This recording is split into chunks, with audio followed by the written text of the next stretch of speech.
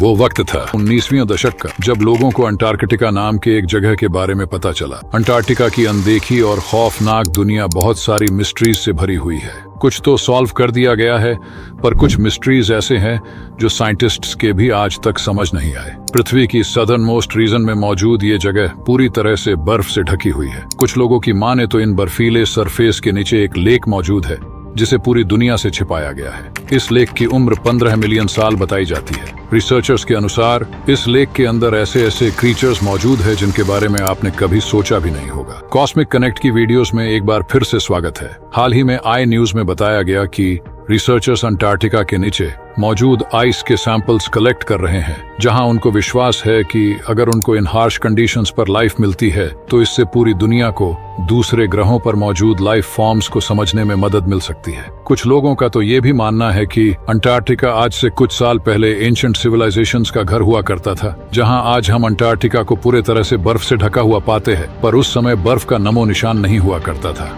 तब अंटार्कटिका पूरी तरह आइस फ्री होता था, जहां सबूत के तौर पर टर्किश एक्सप्लोरर पिरी रेइस के 1533 में दर्शाए गए मैप को माना जाता है, क्योंकि उस समय पिरी रेइस ने अंटार्कटिका जैसे एक जगह को अपने मैप पर दर्शाया था। पर असलियत तो ये है कि 19वीं सेंचुरी से पहले हमारे पास अंटार्कटिका के होने का सबूत था ही नहीं, जब तक कि इसे एक रशियन एक्सप्लोरर ने नहीं ढूंढा था। यही वजह है कि अंटार्कटिका को उस समय एंशिएंट सिविलाइजेशंस का घर भी माना जाता था। हालांकि साइंटिस्ट्स का मानना है कि अंटार्कटिका आइस फ्री तो था, पर इसके मिलियंस ऑफ ईयर से पहले होने के अलावा कोई और सबूत नहीं पाया गया है। जब 19वीं सेंचुरी में पूरी दुनिया को अंटार्कटिका के बारे में पता चला तो उन्होंने इस जगह को जानने के लिए जोर शोर से एक्सप्लोरेशन स्टार्ट कर दिया था, और तभी ब्रिटेन के एक एक्सप्लोरर अर्नेस्ट शैकलटन 1914 में एंड्योरेंस नाम की एक शिप और 27 लोगों के साथ निकल गए थे अंटार्कटिका की खोज करने। एंड्योरेंस शिप स्पेशली अंटार्कटिका के हार्श कंडीशंस पर सरवाइव करने के लिए बनाया गया था, पर अंटार्कटिका पहुंचने से पहले ही उनकी शिप एक आइस पैक में फंस गई और इससे शिप को भारी नुकसान पहुंचा था। इस वजह से शैकलटन और सारे 27 लोगों को उसी फ्लोटिंग आइस के ऊपर अपना कैंप बनाना पड़ा था। कुछ महीने तो वे सरवाइव कर गए,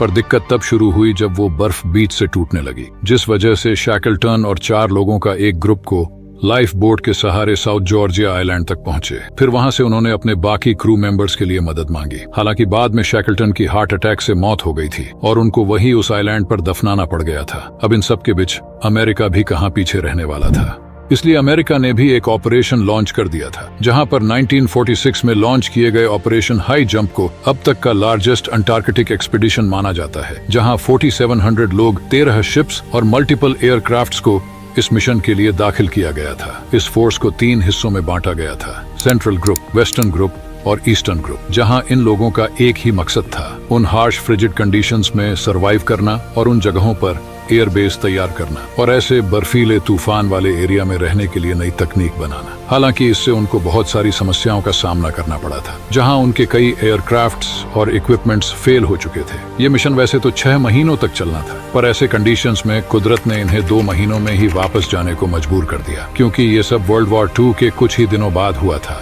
तो इसको लेकर काफी कॉन्स्पिरेसी थ्योरीज भी सामने आई थी, जहां इस ऑपरेशन का कनेक्शन नाजी के सीक्रेट बेस से लेकर लॉस्ट सिविलाइजेशन और यूएफओ तक से जोड़ा जाने लगा था।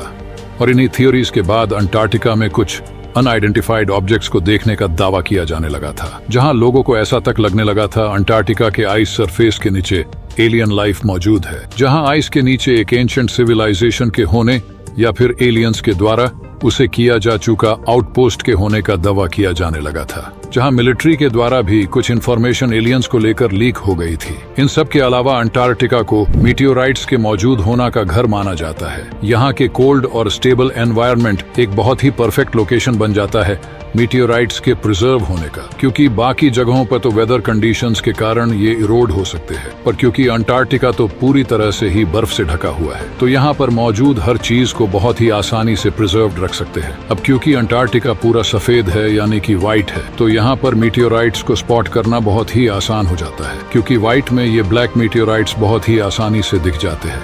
इन्हीं सब करने से यूएस की एक एजेंसी ने एक प्रोग्राम स्टार्ट किया था, the Antarctica search for meteorites. इस प्रोग्राम का मकसद था अंटार्कटिका में मौजूद ऐसे ही मीटियोराइट्स के बारे में रिसर्च करना और सोलर सिस्टम में मौजूद मटेरियल्स का अंदाजा लगाना। तो आज के इस वीडियो में बस इतना ही। वीडियो पसंद आया होगा तो लाइक जरूर कीजिएगा, इससे मुझे ऐसे ही और कंटेंट बनाने का मोटिवेशन मिलेगा।